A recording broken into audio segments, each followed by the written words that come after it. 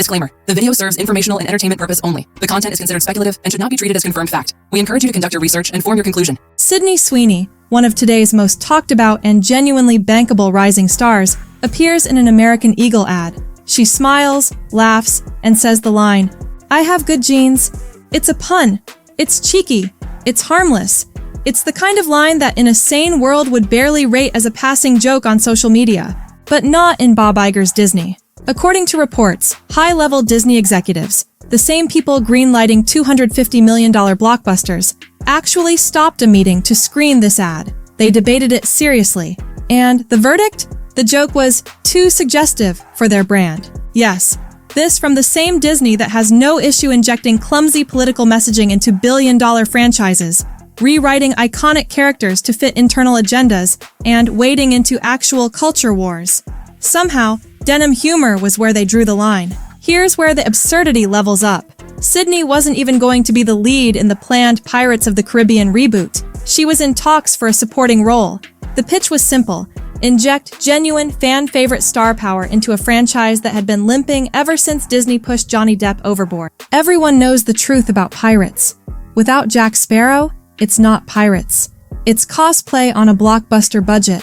But Sweeney had the kind of crossover appeal that could still get audiences to show up.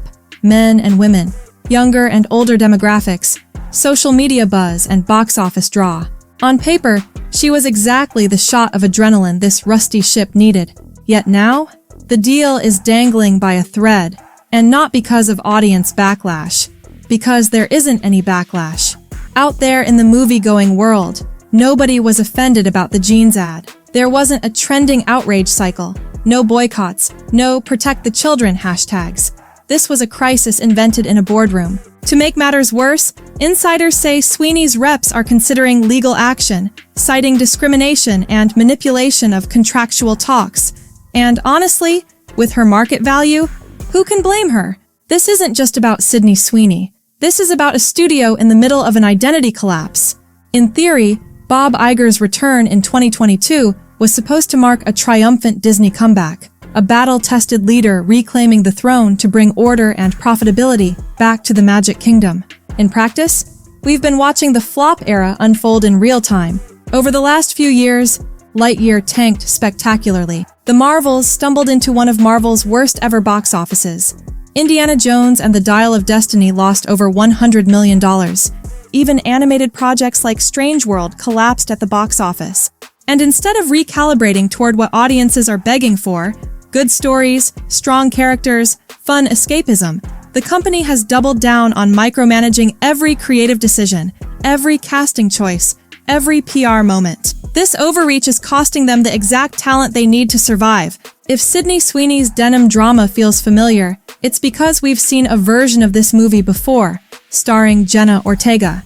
Before Sweeney was in the picture, Disney eyed Ortega for a pirate's role. Riding the massive success of Wednesday, Ortega was Hollywood's it girl of the moment. Fans wanted her.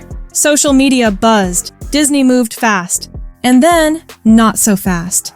Months of creative discussions, industry code for script arguments, derailed everything. Ortega, according to reports, was unhappy with the modernized script, which leaned heavily into message-first storytelling at the expense of adventure and swashbuckling fun. Disney wouldn't budge. Ortega walked. Now, Sweeney appears to be heading for the same fate, not because of audience response, but because of Disney's control-first mindset. Disney used to be fearless. This is the studio that took wild bets, that gambled on unknowns, that made movies that altered pop culture.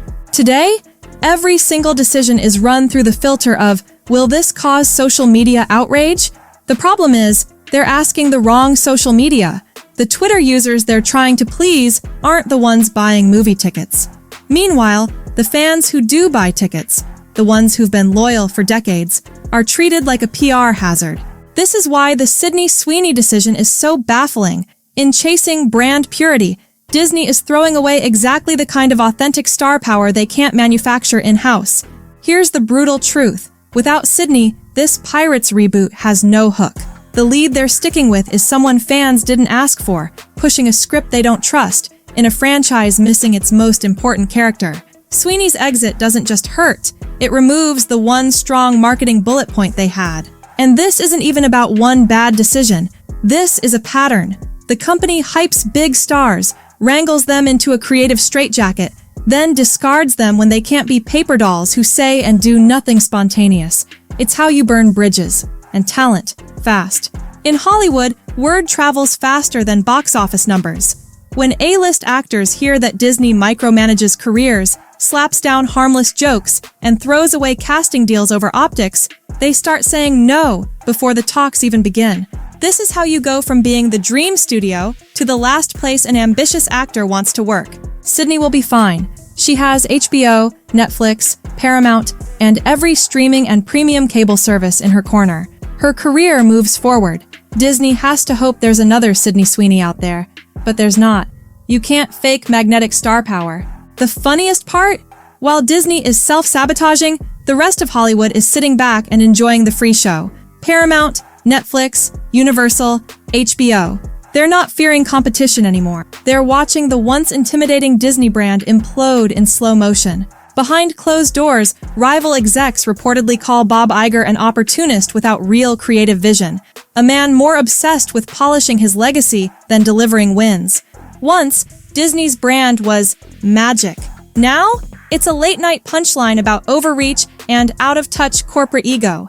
Every time Disney fumbles a star like Sydney Sweeney, rival studios win by comparison. They look bold and talent-friendly. Everything Disney currently isn't. Bob Iger wanted his second tenure to be remembered as the sequel triumph, the man who rescued the kingdom twice. Instead, his legacy is turning into an unflattering cautionary tale. Billion-dollar franchises crumbling, weak box office runs, talent walking out the door, and audiences losing faith in the magic. The Sydney Sweeney saga is just a small chapter in a much bigger story. A story where Disney's leadership mistakes image control for audience connection. And the more they police harmless puns while ignoring flat screenplays and bloated budgets, the deeper that story sinks. When his term ends in 2026, history likely won't remember Iger as the hero who saved Disney. It will remember the man who steered the ship into an iceberg, while being far too busy rearranging the deck chairs to notice. Sydney Sweeney's denim joke didn't kill Pirates of the Caribbean. That ship was already taking on water. Disney's overreaction just removed the last bit of wind from its sails. The audience has moved on, rivals are sailing ahead, and the happily ever after that Disney built its empire on is starting to sound like a fantasy.